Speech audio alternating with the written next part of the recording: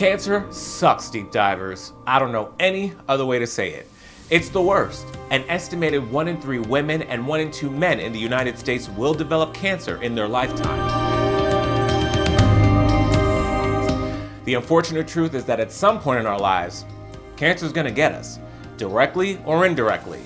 Seeing as how this disease will at some point touch our lives, With Health decided to do our research and corral a team of experts to arm you with 7 prevention tips to reduce your risk.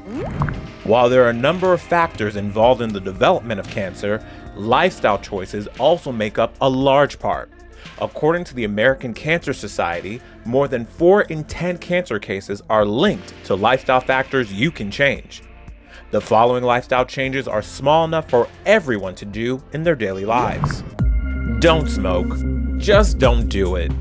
Smoking causes 20% of all cancers and 30% of all cancer deaths in the United States. Oh, but it gets worse. 80% of lung cancers, the leading cause of cancer death in men and women, are caused by smoking. But wait, there's more. Smoking also increases the risk of other cancers like those of the mouth and throat, kidney, liver, bladder, stomach, colon, and pancreas. Sunscreen at all times.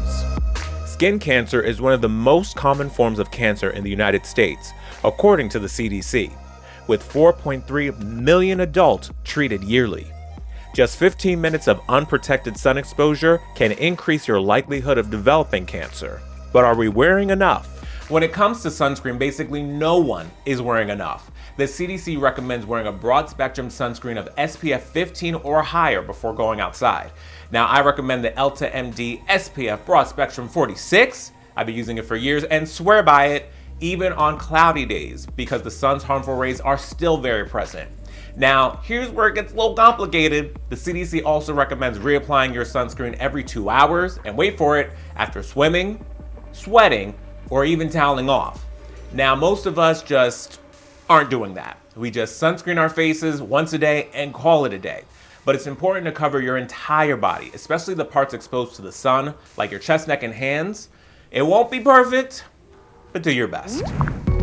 Try to avoid alcohol. Okay, I know what many of you are thinking. Wait a second, didn't I see on the news that red wine is actually good for you? Before you turn off this video, hear us out. Yes, that study exists, and it has all to do with the antioxidant and plant compound resveratrol, which is found in grapes that are used to make wine. However, a report by the Department of Health and Human Services lists alcohol as a known human carcinogen, and a carcinogen is something that does cause cancer. Here's Dr. Nineesh Parikh, interventional radiologist, to clear things up. There are things that cause inflammation of the liver. The most notable that we have right now is alcohol. There's something called alcoholic hepatitis. There are people who drink excessive amounts of alcohol, and that causes hepatitis. And we know that when that causes hepatitis, that can have a long-term effect of causing something called cirrhosis. But at the same time, that can predispose to having liver cancer called hepatocellular carcinoma. But does that mean you can't have that end of the day cocktail you've been so looking forward to?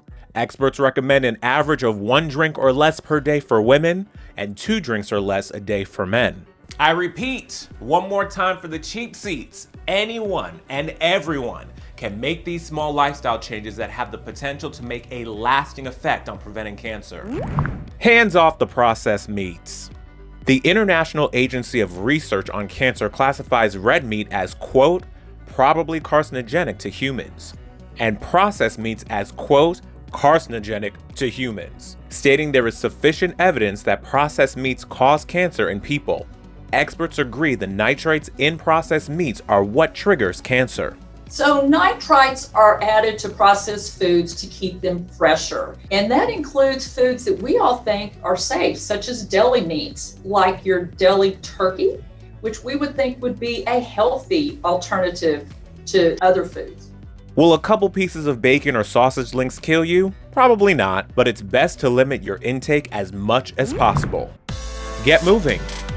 The American Cancer Society states being overweight or obese increases the risk of several cancers, including those of the breast, colon and rectum, endometrium, esophagus, pancreas, liver, and kidneys. Whew, that's a mouthful. The ACS says one of the main issues with being overweight is the extra weight causes your body to make and circulate more estrogen and insulin, which can stimulate cancer growth. The ACS recommends getting 150 to 300 minutes of moderate intensity exercise a week, or 75 to 150 minutes of vigorous activity each week to strengthen your heart, get your blood and body moving, and to shed those extra pounds. Eat the rainbow.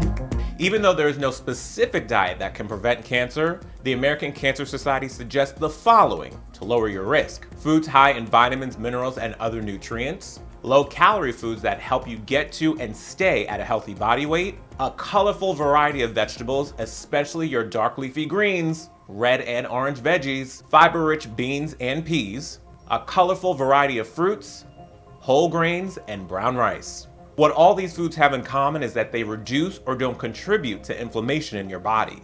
And in cancer's case, inflammation is key. And we know generally, in a very primitive way, that inflammation can contribute in various parts of the body. That's what smoking does in the lungs. We know that inflammation can contribute to increased cell turnover, which can contribute to the risk of cancer, because anytime those cells turn over, you can get one that doesn't have the right brakes on it.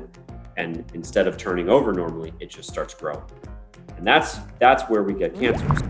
Prevention before treatment.